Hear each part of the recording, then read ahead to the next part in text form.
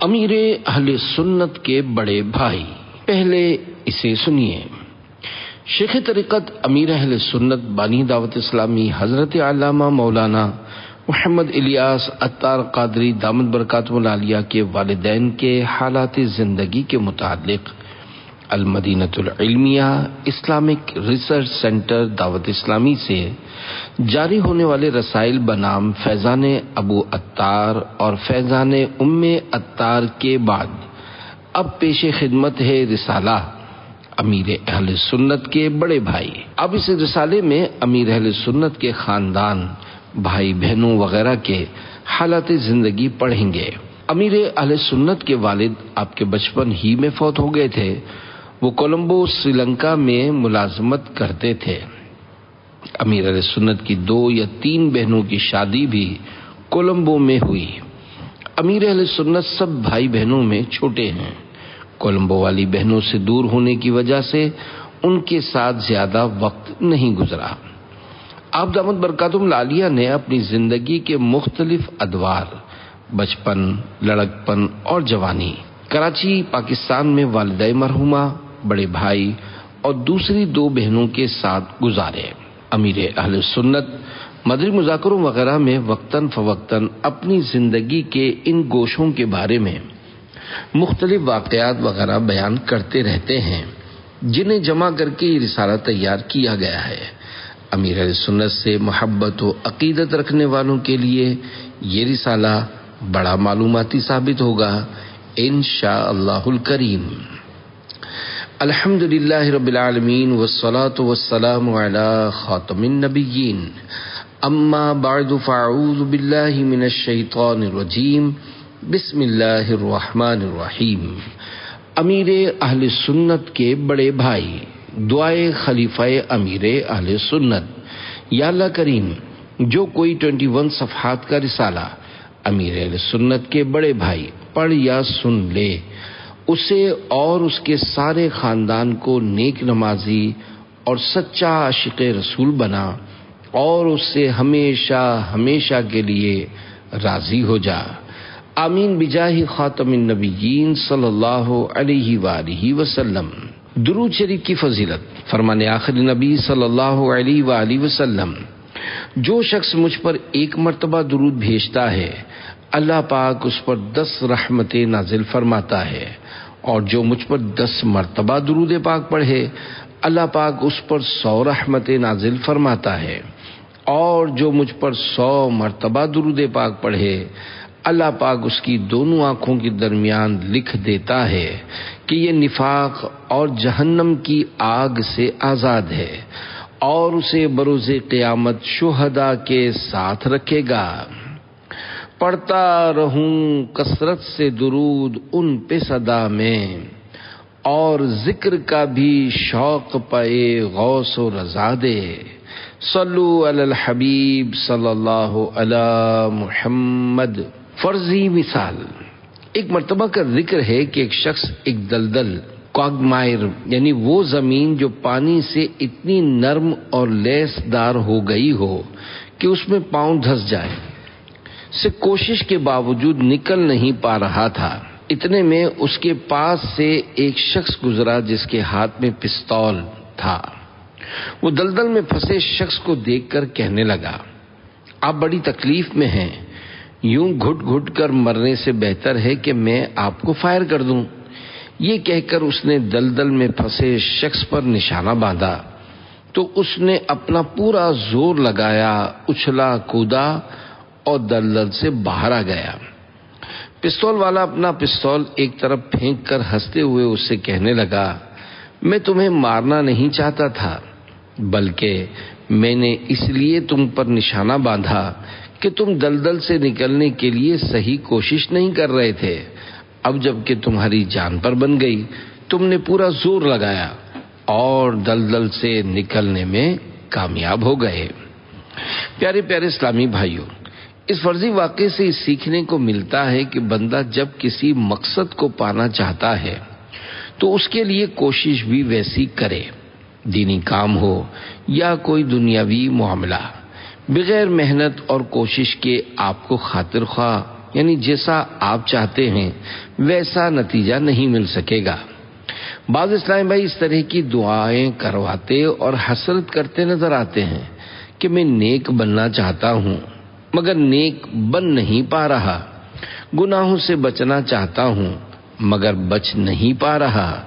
اگرچہ یہ دعا کروانا اور تمنا کرنا بہت ہی اچھا ہے کہ یہ خواہش بھی کسی کسی کو نصیب ہوتی ہے، مگر یہ غور کرنا چاہیے کہ نیک بننے اور گناہوں سے بچنے کے لیے ایسے ماحول میں رہنا ہوگا جو نیکیوں والا اور گناہوں سے بچانے والا ہو۔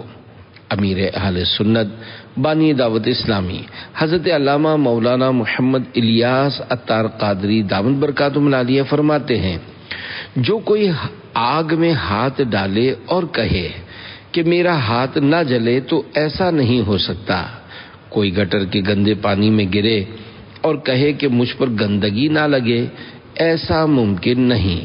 لہذا نیک بننے کے لیے نیکوں اور سنتوں پر عمل کرنے والے با عمل عاشقان رسول کی صحبت یعنی کمپنی میں رہنا ضروری ہے، اور گناہوں سے بچنے کے لیے گناہوں بھرے ماحول، گناہوں کی طرف بلانے والے دوستوں کی صحبت کو چھوڑنا ہوگا، تبھی آپ اپنے مقصد نیک بننے میں کامیاب ہو سکیں گے۔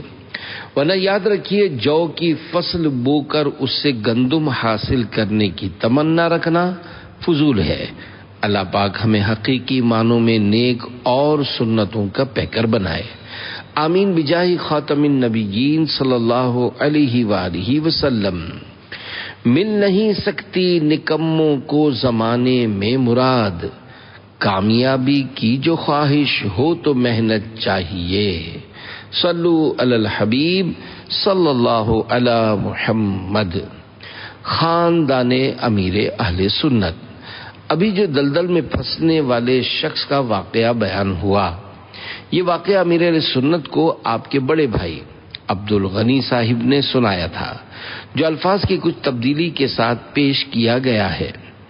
امیر اہل سنت بانی دعوت اسلامی حضرت علامہ مولانا محمد الیاس عطار قادری دامت برکاتہم العالیہ کی اور آپ کے بڑے بھائی کی عمر میں تقریباً 10 سے 15 سال کا فرق تھا۔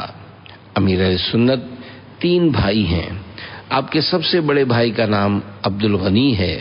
آپ سے بڑے ایک اور بھائی بھی تھے جن کا نام عبد العزیز تھا۔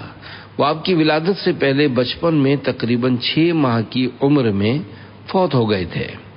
سب بہن بھائیوں میں امیر اہل سنت حضرت علامہ مولانا محمد الیاس عطار قادری دامت برکاتہم العالیہ چھوٹے ہیں۔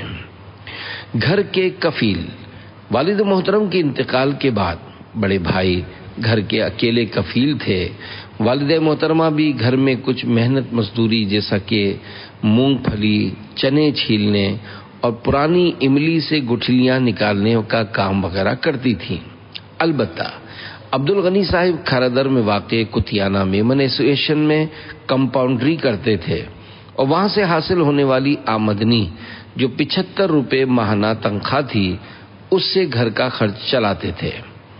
امیر اہل سنت نے ایک مرتبہ فرمایا، میری والدہ مجھے فجر کی نماز کے لیے اٹھا کر بھائی کے ساتھ نماز کے لیے بھیجتی تھیں اور میں اپنے بڑے بھائی کے ساتھ گھر کے قریب بادامی مسجد میں نماز کے لیے جاتا تھا۔ ہائے دنیا کی محبت۔ ایک شخص نے امیر اہل سنت کے مرحوم بھائی عبد الغنی صاحب کے کچھ پیسے دینے تھے، وہ بیمار ہو گئے۔ مرض بڑھتا گیا، جوں جوں دوا کی کہ مصداق تندرست نہ ہوئے، اور جب لگا کہ اب وہ بچ نہ سکیں گے تو عبد الغنی اپنے چھوٹے بھائی یعنی امیر اہل سنت کے ساتھ اسپتال ان سے ملنے کے لیے پہنچے۔ عمر کا سٹھاپا تھا یا مال و دولت کی حرص و ہوس، امیر اہل سنت کے بھائی کی طرف سے رقم کا تقاضا کرنے پر وہ ڈاکٹر کو مخاطب کر کے کہنے لگا، اے ڈاکٹر، تم نے جتنے پیسے لینے ہیں لے لو اور میرا علاج کرو، مگر عبد الغنی میں تمہیں پیسے نہیں دوں گا۔ آخر کار وہ فوت ہو گئے۔ امیر علیہ سنت کے گھر میں غربت کے ڈیرے تھے۔ آپ کے بڑے بھائی نے مرحوم کے بیٹوں سے بھی رقم کا مطالبہ کیا، مگر خاص ریسپانس نہ ملنے کی صورت میں امیر اہل سنت دامت برکاتہم العالیہ نے گھر میں مشورہ کر کے وہ رقم مرحوم کو معاف کر دی۔ اللہ پاک مرحوم کے گناہ معاف فرمائے۔ غیرت کا تقاضا۔ پیارے پیارے اسلامی بھائیوں، افسوس سرے سے قرض واپس نہ کرنے یا خواہ مخواہ کی تاخیر کی بیماری آج کل بہت بڑھ گئی ہے۔ جب قرض لینا ہو تو 100 بار چکر لگاتے ہیں، اور واپس کرنا ہو تو بجائے خود دینے کے جس سے قرض لیا ہے اس کو 100 چکر لگواتے، دھکے کھلاتے اور جوتے گھسواتے ہیں۔ بعض بد نصیب تو اس کے باوجود بھی بہانے بناتے، آئیں بائیں شائیں کرتے اور مقروض یعنی جس سے قرض لیا ہے اس کو طرح طرح سے پریشان کرتے ہیں۔ اگر دنیاوی اعتبار سے بھی دیکھا جائے تو یہ کتنی بری بات ہے کہ آپ کے مشکل وقت میں قرض دینے والے نے آپ کو قرض دے کر آپ کی پریشانی دور کی، اور اب اس کے گھر جا کر شکریہ ادا کر کے اس کی رقم واپس دینے کے بجائے اسے دھکے کھلائے جا رہے ہیں۔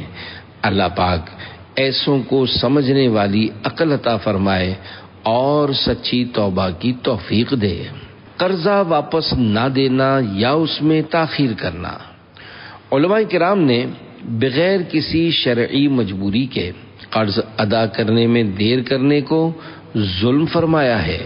جب قرض میں بلا عذر شرعی دیر کرنا ظلم ہے تو کسی سے قرض لے کر سرے سے واپس ہی نہ کرنا کتنا بڑا گناہ ہوگا۔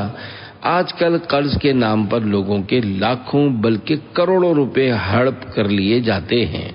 ابھی تو یہ سب آسان لگ رہا ہوگا لیکن قیامت میں بہت مہنگا پڑ جائے گا۔ اللہ پاک کے پیارے پیارے آخری نبی مکی مدنی محمد عربی صلی اللہ علیہ وآلہ وسلم نے ارشاد فرمایا، قرض کی ادائیگی میں صاحب استطاعت کا ٹال مٹول کرنا ظلم ہے۔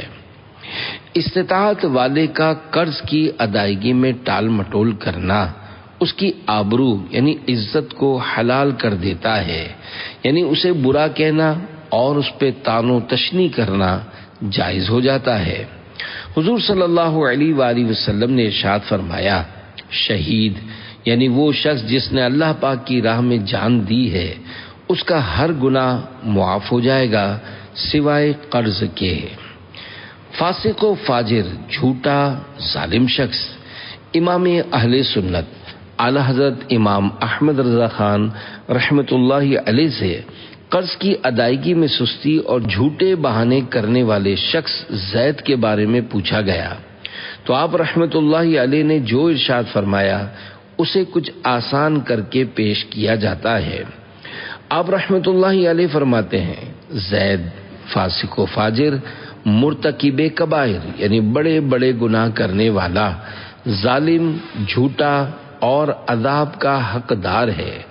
اس سے زیادہ اور کیا القاب اپنے لیے چاہتا ہے؟ اگر اس حالت میں مر گیا اور لوگوں کا قرض اس پر باقی رہا، اس کی نیکیاں ان یعنی قرض خواہوں کے مطالبے میں دی جائیں گی، اور کس طرح دی جائیں گی یہ بھی سن لیجئے۔ تقریباً 3 پیسے قرض کے بدلے 700 نمازیں باجماعت دینی پڑیں گی۔ جب اس قرضہ دبا لینے والے کے پاس نیکیاں نہ رہیں گی، ان قرض خواہوں کے گناہ اس کے سر پر رکھے جائیں گے اور آگ میں پھینک دیا جائے گا۔ اے لوگوں کا قرضہ دبا لینے والوں، کان کھول کر سنو، اگر قرض دار قرض ادا کر سکتا ہو تو قرض خواہ کی مرضی کے بغیر ایک گھڑی بھر بھی دیر کرے گا تو گناہگار ہوگا اور ظالم قرار پائے گا، خواہ روزے کی حالت میں ہو یا سو رہا ہو، اس کے ذمے گناہ لکھا جاتا رہے گا۔ گویا ہر حال میں گناہ کا میٹر چلتا رہے گا اور ہر صورت میں اس پر اللہ پاک کی لعنت پڑتی رہے گی۔ یہ گناہ تو ایسا ہے کہ نیند کی حالت میں بھی اس کے ساتھ رہتا ہے۔ اگر اپنا سامان بیچ کر قرض ادا کر سکتا ہے تب بھی کرنا پڑے گا، اگر ایسا نہیں کرے گا تو گناہگار ہے۔ اگر قرض کے بدلے ایسی چیز دے جو قرض خواہ کو ناپسند ہو تب بھی دینے والا گناہگار ہوگا، اور جب تک اسے راضی نہیں کرے گا اس ظلم کے جرم سے نجات نہیں پائے گا، کیونکہ اس کا یہ کام بڑے گناہوں میں سے ہے، مگر لوگ اسے معمولی خیال کرتے ہیں۔ مت دبا قرضہ کسی کا نابکار، روئے گا دوزخ میں ورنہ زار زار۔ صلو علی الحبیب صلی اللہ علی محمد۔ بڑے بھائی کی شادی۔ امیر اہل سنت کے بڑے بھائی کی شادی خانہ آبادی کی تقریب سعید سادگی سے ہوئی اور نکاح غالباً نیو میمن مسجد بولڈر مارکیٹ کراچی میں ہوا۔ امیر اہل سنت کی رہائش ان دنوں گو گلی والے گھر میں تھی۔ گھر میں 2 کمرے تھے، ایک کمرے میں بھائی کی فیملی جبکہ دوسرے کمرے میں والدہ اور بہنیں وغیرہ رہتے تھے۔ امیر اہل سنت کے بڑے بھائی عبدالغنی صاحب کے 5 بیٹے پیدا ہوئے۔ 3 ذی الحج شریف 1446، 30 مئی 2025 اس رسالے کو لکھتے وقت ایک بیٹے حاجی ادریس کے علاوہ سب بیٹے زندہ ہیں۔ کیلے کا چھلکا اور بھائی کا انتقال۔ عبدالغنی صاحب جھاڑو کا کام کرتے تھے۔ پہلے پہل بنگلہ دیش سے جھاڑیوں کی گھاس آتی تھی، پھر وہ آنا بند ہو گئی یا مہنگی ہو گئی تو بھائی جان اس سے ملتی جلتی یا اس طرح کی گھاس جھاڑو لینے کے لیے پاکستان کے صوبے خیبر پختونخوا کے شہر بنو جاتے اور وہاں سے سامان بک کروا دیتے، پھر ٹرک وغیرہ کے ذریعے سامان کراچی آ جاتا تھا۔ اسی کاروباری سلسلے میں جب وہ واپس کراچی آ رہے تھے کہ حیدرآباد اسٹیشن پر پانی پینے کے لیے اترے۔ ابھی پانی پیا ہی تھا کہ ٹرین چلنے کا ہارن بج گیا۔ پانی کا برتن ہاتھ سے گر گیا، اسے اوپر رکھ کر ٹرین پر سوار ہونے کے لیے دوڑے تو راستے میں پڑے کیلے کے چھلکے سے پاؤں پھسل گیا اور بھائی جان ٹرین کے نیچے گر گئے۔ ٹرین نے امیر اہل سنت کے بڑے بھائی کو کچل دیا اور یہ سفر ان کی زندگی کا آخری سفر ثابت ہوا۔ 15 محرم شریف 1396 1396 ہجری کو ان کا انتقال پرملال ہوا۔ اللہ پاک مرحوم عبدالغنی صاحب کی بے حساب مغفرت فرمائے۔ مجھے استعمال کریں۔ پیارے پیارے اسلامی بھائیوں، اس واقعے میں ہمارے لیے بڑا درس ہے۔ عوامی راستوں یا گاڑیوں بسوں وغیرہ کے اڈوں پر عموماً کچرا ڈالنے کی جگہ ڈسٹ بن موجود ہوتی ہے اور اس پر واضح طور پر لکھا ہوتا ہے یوز می، یعنی مجھے استعمال کیجیے، مگر جن کا صفائی ستھرائی کا ذہن کم یا بالکل نہیں ہوتا وہ جہاں کھاتے ہیں وہیں کچرا پھینک دیتے ہیں۔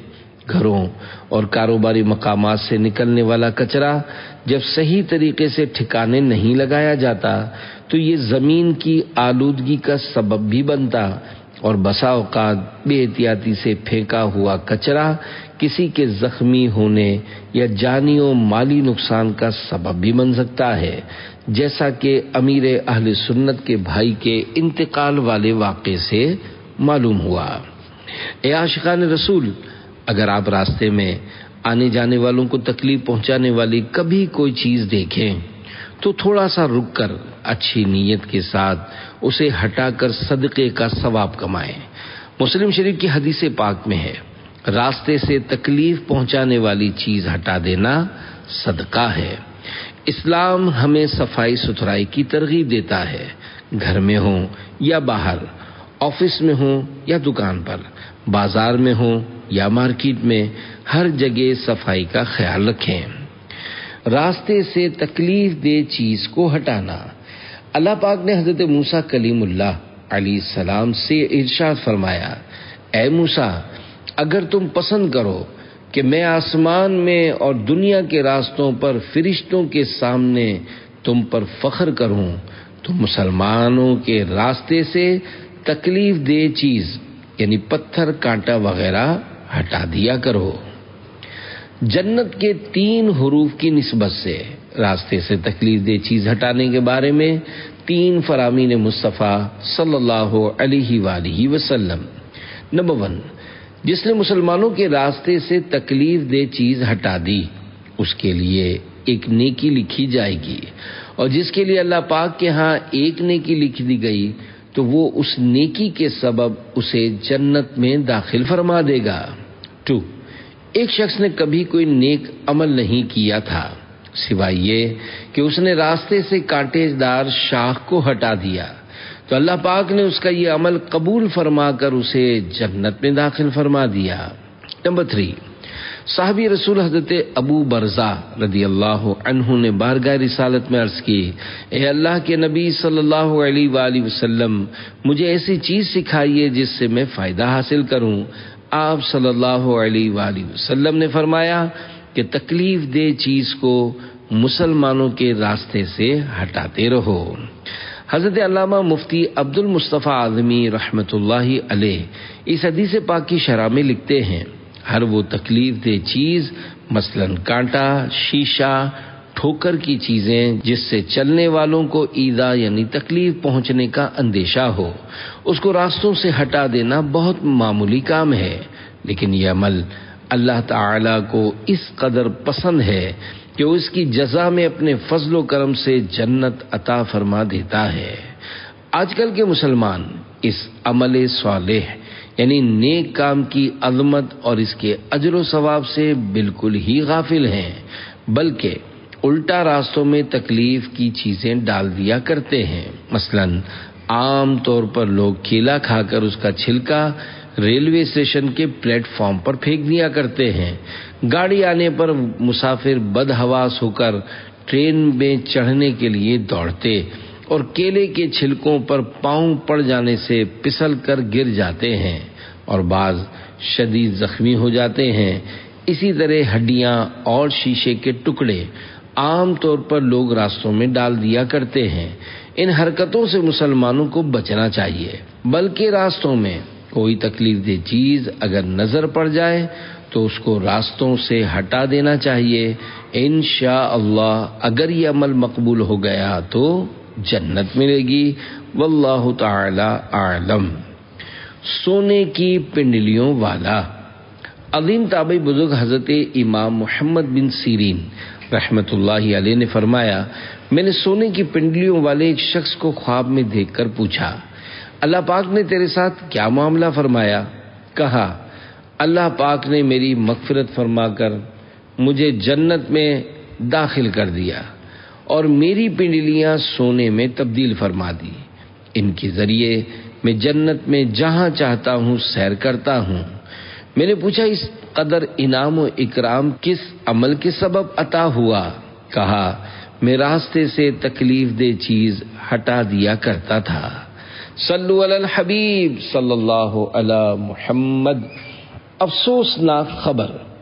امیر اہل سنت اپنے بھائی کی وفات کی خبر کی کیفیت بیان کرتے ہوئے فرماتے ہیں، محرم شریف کے دن تھے، میں اس وقت باہر کہیں سے کھانا کھا کر گھر آیا اور چائے کے لیے پتیلی چولہے پر رکھی ہی تھی کہ دروازے پر دستک ہوئی۔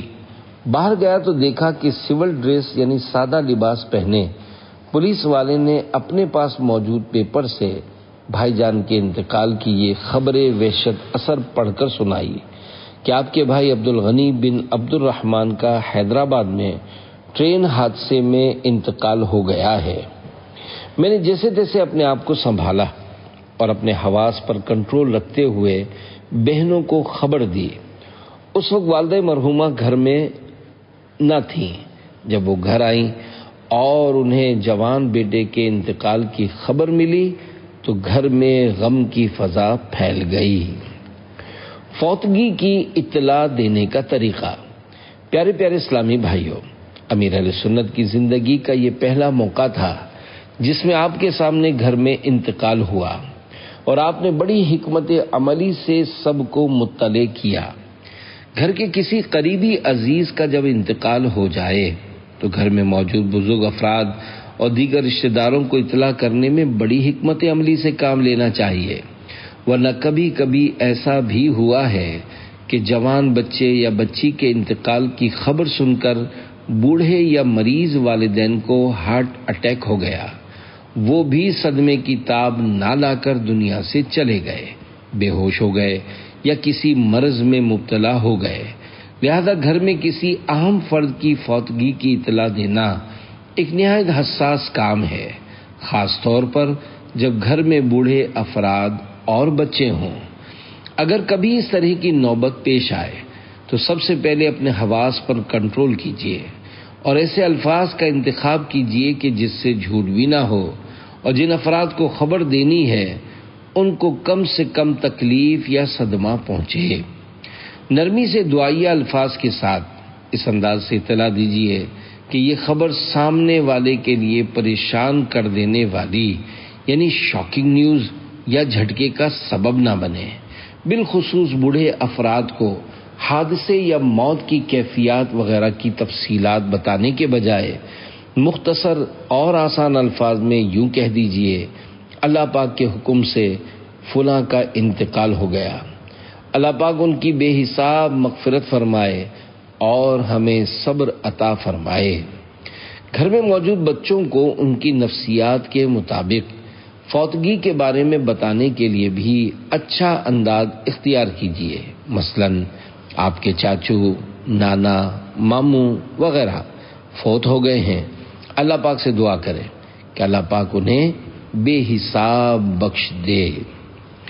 ایسا بھی ہو سکتا ہے کہ سب گھر والوں کو ایک دم اطلاع دینے کے بجائے سنجیدہ اور بڑے افراد کو ایک ایک کر کے خبر دیں۔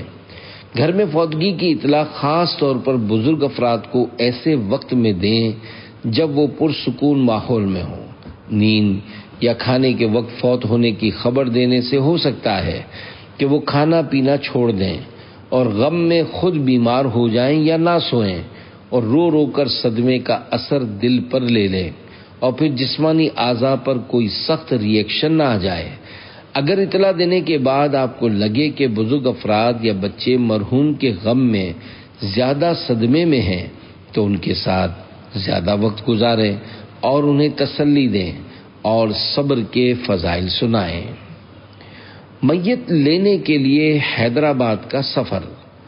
امیر اہل سنت نے اپنے پڑوسی حاجی عبدالستار مرحوم سے حیدرآباد ساتھ جا کر میت لانے کے بارے میں بات کی تو انہوں نے پڑوسی ہونے کا اچھا حق ادا کیا اور ساتھ چلنے کی حامی بھری۔ پھر ایک سماجی تحریک کی گاڑی میں امیر اہل سنت اپنے بھائی کی میت لینے راتوں رات حیدرآباد روانہ ہوئے۔ گھر کے افراد کے لیے صدمہ چھوٹا نہ تھا۔ امیر اہل سنت کا دل صدمے سے دوچار تھا۔ وہ سماجی کارکن کچھ غیر شرعی جملے بولا کرتا تھا۔ امیر اہل سنت نے اس موقع کو غنیمت جانتے ہوئے بڑے پیار بھرے انداز میں اسے نیکی کی دعوت دیتے ہوئے ان باتوں سے توبہ کرنے کا ذہن دیا اور توبہ نہ کرنے کی صورت میں عذاب آخرت سے ڈرایا۔ اس غم کے موقع پر زبان سے نکلے ہوئے الفاظ تاثیر کا تیر بن کر اس کے دل میں لگتے رہے اور اس نے وہیں گاڑی چلاتے چلاتے اپنے ان جملوں سے رجوع اور توبہ کی سعادت پائی۔ اے عاشقان رسول، اللہ پاک نے جن سے دنیا میں دین کا بڑا کام لینا ہوتا ہے تو انہیں شروع ہی سے نیکی کے راستے پر چلاتا ہے اور ان کی دستگیری یعنی مدد فرماتا ہے۔ اللہ پاک نے امیر اہل سنت کو بچپن ہی سے برے لوگوں اور برے کام سے بچنے کی توفیق عطا فرمائی۔ الحمدللہ اب دنیا دیکھ رہی ہے کہ لاکھوں لوگوں کو آپ کے سبب سے راہ ہدایت عنایت ہوئی۔ آپ نے اپنے بھائی کی میت لینے کے لیے جاتے وقت بھی نیکی کی دعوت کے اس عظیم فریضے کو نہ چھوڑا اور اس سماجی کام کرنے والے کو قبر و آخرت کے عذاب سے ڈرا کر توبہ کرنے پر ابھارا اور آپ کی زبان سے نکلنے والے پرتاثیر جملوں سے اسے توبہ کی توفیق ملی۔ کاش نیکی کی دعوت کی اس عظیم داعی یعنی دعوت دینے والے کے صدقے میں ہمیں بھی لوگوں کو نیکی کی دعوت دینے کا نہ ختم ہونے والا جذبہ مل جائے۔ میرے عطار کا صدقہ الہی، میرا جذبہ کسی صورت نہ کم ہو، صدا کرتا رہوں سنت کی خدمت، میرا جذبہ کسی صورت نہ کم ہو۔ صلو علی الحبیب صلی اللہ علی محمد۔ حضرت عبدالوہاب شاہ جیلانی رحمت اللہ علیہ کے مزار شریف پر حاضری۔ امیر اہل سنت دامت برکاتہم العالیہ زندگی میں پہلی مرتبہ کراچی سے باہر دوسرے شہر گئے تھے۔ آپ کو اندازہ تھا وہیں رات رکنا پڑ سکتا ہے، اس لیے رات رکنے کے اہتمام کے ساتھ کراچی سے روانگی ہوئی۔ آپ نے حیدرآباد میں مشہور ولی اللہ حضرت عبدالوہاب شاہ جیلانی رحمۃ اللہ علیہ کے بارے میں سن رکھا تھا۔ سماجی کارکن سے بات کر کے پہلے مزار شریف پر حاضری دی اور پھر پولیس اسٹیشن میت یعنی ڈیڈ باڈی لینے پہنچے۔ پولیس والوں کی ایمانداری، پولیس والوں کا انداز بڑا ہمدردانہ تھا۔ انہوں نے مختصر ضروری کارروائی کر کے یہ کہتے ہوئے لاش یعنی میت اور مرحوم بھائی کی جیب سے نکلنے والا سارا سامان، نقدی یعنی رقم اور گھڑی وغیرہ امیر اہل سنت کے حوالے کر دیے کہ ہمیں آپ سے ہمدردی ہے، آپ لوگ دکھی ہیں، ہم آپ کا زیادہ وقت نہیں لیں گے۔ حسن سلوک کا یہ منظر دیکھ کر امیر اہل سنت کے دل پر پولیس والوں کا اچھا اثر پڑا اور یوں حیدرآباد میں رات رکنے کی نوبت ہی نہ آئی اور راتوں رات کراچی واپسی ہو گئی۔ غسل میت اور نماز جنازہ، حادثے میں شہید ہونے کی وجہ سے میت کے اعضاء کٹ گئے تھے، لہذا میت کو گھر لانے کے بجائے میٹھا در میں اسی سماجی تحریک کے آفس میں کفن اور غسل وغیرہ کا انتظام کیا گیا۔ امیر علیہ سنت ان دنوں شہید مسجد کھارا در میں امامت کرواتے تھے۔ آپ نے وہیں اپنی مسجد کے باہر بھائی کی نماز جنازہ پڑھائی اور میوہ شاہ قبرستان میں تدفین ہوئی۔ اے عاشقان رسول، روڈ ایکسیڈنٹ سے فوت ہونے والا حکمی شہید ہے، شہید حکمی کو شہادت کا ثواب ملتا ہے۔ قریبی دوست کے تاثرات، امیر علیہ سنت کے اس وقت کے ایک بڑے قریبی دوست حاجی توفیق انجینئر صاحب اور پڑوسی بچو بھائی نے راقم الحروف یعنی محمد طاہر اتاری عفیہ عنہ کو بتایا کہ امیر علیہ سنت کے بھائی کے انتقال کے وقت آپ کے دل پر صدمے کا پہاڑ تھا۔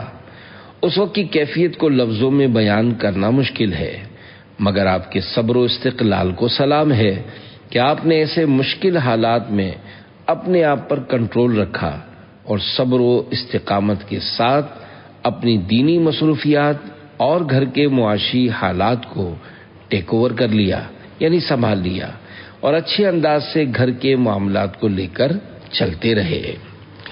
تیجے کے بعد امیر اہل سنت دامت برکاتہم العالیہ فرماتے ہیں، سوئم یعنی تیجے کل خوانی کے بعد جب سب لوگ باری باری اٹھ کر چلے گئے اور رات کے وقت میں اکیلا دری پر بیٹھا تھا، اس وقت مجھے اپنے بڑے بھائی کی کمی کا شدت سے احساس ہوا۔ میں وہیں بیٹھا بلک بلک کر رونے لگا۔ اس وقت کوئی ایسا نہ تھا جو مجھے دلاسا دیتا یا میرا غم دور کرتا۔ اعلی حضرت امام اہل سنت رحمت اللہ علیہ اپنے نعتیہ کلام میں لکھتے ہیں، آنکھیں رو رو کے سجانے والے، جانے والے نہیں آنے والے، صلو علی الحبیب صلی اللہ علی محمد۔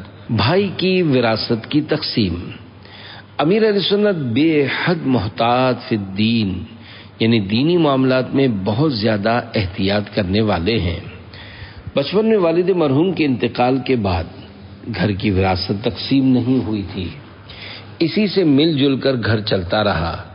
جب بڑے بھائی کا انتقال ہوا تو وراثت تقسیم کرنے میں سخت آزمائش ہوئی، کیونکہ اب وراثت میں بھائی بہنوں کے ساتھ ساتھ بڑے بھائی کے 5 یتیم بچوں اور ان کی بیوہ کا بھی حصہ تھا۔ امیر علیہ سنت نے والد مرحوم کی وراثت کو شرعی تقاضوں کے مطابق تقسیم کرنے میں شریعت کی پیروی کی، وہ عظیم الشان مثال قائم کی جو قابل تقلید یعنی عمل کرنے کے قابل ہے۔ آپ نے مفتی اعظم پاکستان حضرت علامہ مولانا مفتی وقار الدین رحمت اللہ علیہ سے رہنمائی لے کر شرعی طریقے کے مطابق وراثت تقسیم کی، بلکہ مرحوم بھائی کے یتیم بچوں اور بیوہ کو کچھ زیادہ دیا تاکہ اپنی طرف ان کا کوئی حق باقی نہ رہے۔ پھر اسی پر بس نہیں، خوف خدا کا یہ عالم تھا کہ کہیں ان کے حق میں کمی نہ رہ گئی ہو۔ اس گمان کو دور کرنے اور اطمینان قلب کے لیے اپنے بھتیجوں کے بالغ ہو جانے کے بعد سب سے معافی مانگی کہ اگر مجھ سے تقسیم کرنے میں کوئی غلطی ہو گئی ہو تو مجھے معاف کر دیجئے اور اپنی والدہ سے بھی معافی دلوا دیجئے۔ کردار ان کا ستھرا، اخلاق ان کا اعلیٰ، یوں ہی نہیں ہے شہرا عطار قادری کا۔ مال وراثت تقسیم کیجیے۔ کسی شخص کے انتقال کے بعد اس کے چھوڑے ہوئے مال کو میراث یا وراثت کہتے ہیں۔ قرآن کریم اور احادیث مبارکہ میں وراثت کے مسائل کو بڑے تفصیلی انداز سے بیان فرمایا گیا ہے۔ اگر فوت ہو جانے کے بعد مرحوم کے یتیم بچے ہوں تو ان کی وراثت کے بارے میں خاص احکام اور ان کے مال میں ہر قسم کی خیانت سے بچنے کی نہایت تاکید آئی ہے، جیسا کہ پارہ 4 سورۃ النساء کی آیت نمبر 10 میں ارشاد ہوتا ہے، ان الذين يأكلون اموال اليتامى ظلما انما يأكلون في بطونهم نارا وسيصلون سعيرا۔ ترجمہ کنز العرفان۔ بے شک وہ لوگ جو ظلم کرتے ہوئے یتیموں کا مال کھاتے ہیں وہ اپنے پیٹ میں بالکل آگ بھرتے ہیں اور ان قریب یہ لوگ بھڑکتی ہوئی آگ میں جائیں گے۔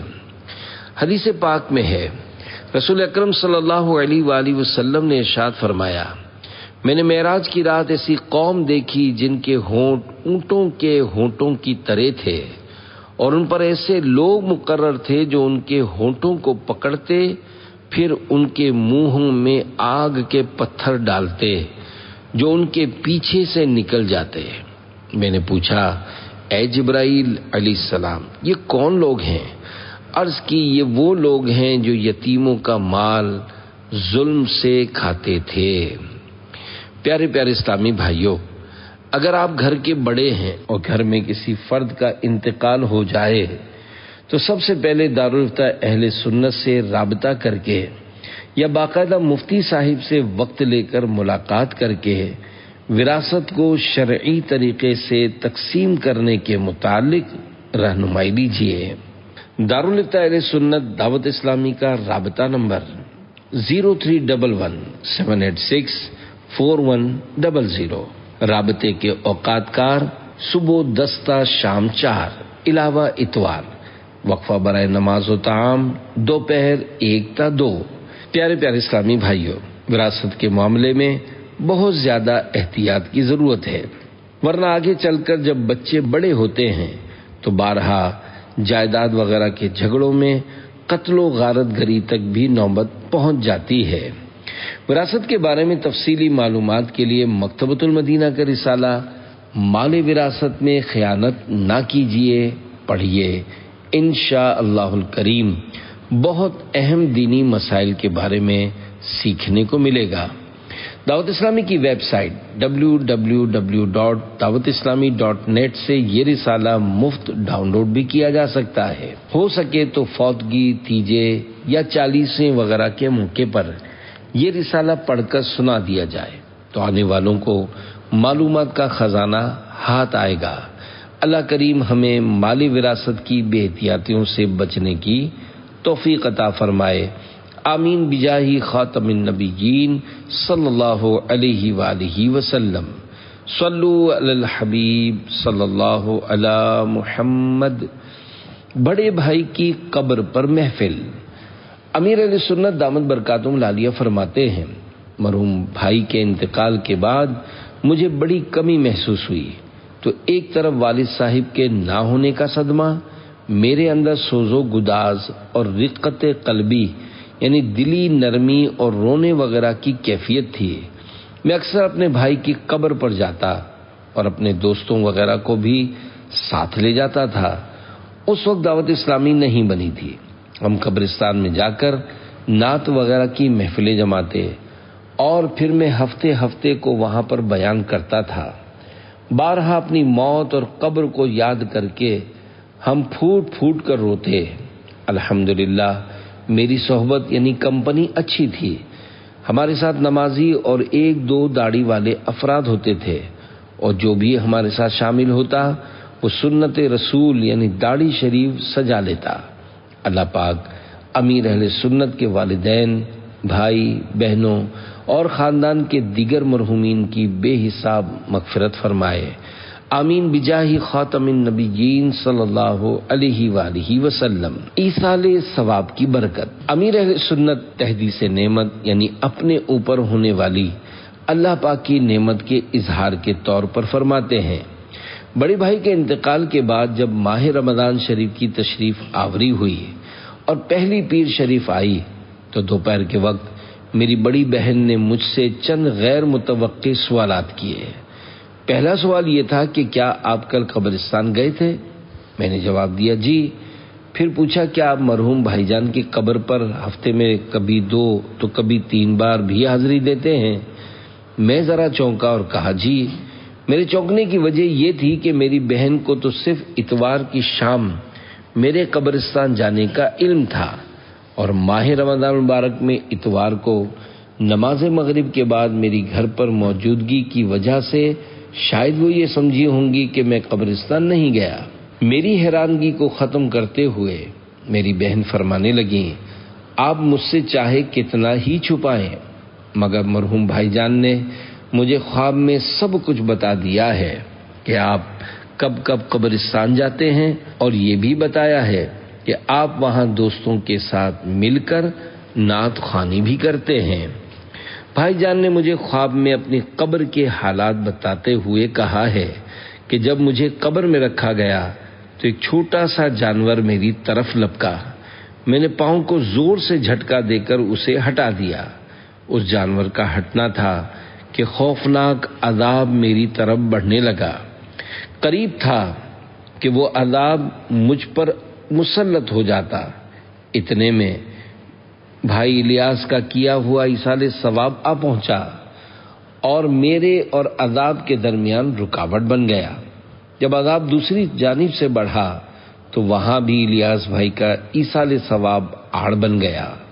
اسی طرح ہر طرف سے عذاب بڑھا، مگر ہر مرتبہ ایصال ثواب بیچ میں آ گیا اور بالآخر تمام راستے بند پا کر عذاب مجھ سے دور ہو گیا۔ اللہ کا شکر ہے کہ مرنے کے بعد مجھے میرا بھائی الیاس کام آ گیا۔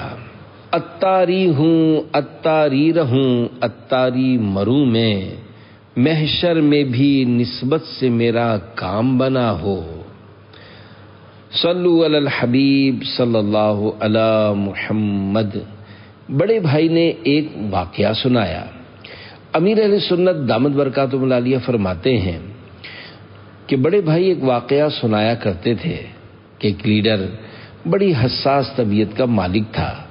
وہ اپنے ساتھ تانگے والوں سے گفتگو کرنے اور پیسے وغیرہ دینے کے لیے ایک خادم رکھتا تھا، اور خود ان سے بات چیت کرنا بلکہ سننا بھی پسند نہیں کرتا تھا، کیونکہ عام طور پر ایسے لوگ ابے تبے والی رف قسم کی زبان استعمال کرتے ہیں، کہیں اس کے الفاظ کانوں کے راستے میرے ذہن میں نہ بیٹھ جائیں اور مجھ میں بھی یہی الفاظ یا انداز نہ آ جائے۔